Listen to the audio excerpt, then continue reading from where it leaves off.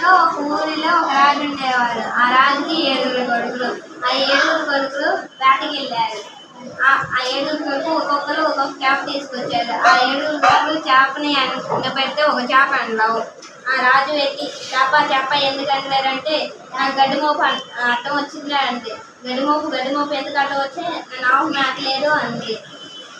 అప్పుడు ఆవు ఎందుకు మేతలేదంటే రైతు నాకు పెట్టలేదు అన్నారు. రైతు ఎందుకు ఆవు మేత పెట్టలేదు అంటే నాకు అవ్వ అన్నం పెట్టలేదు అంది.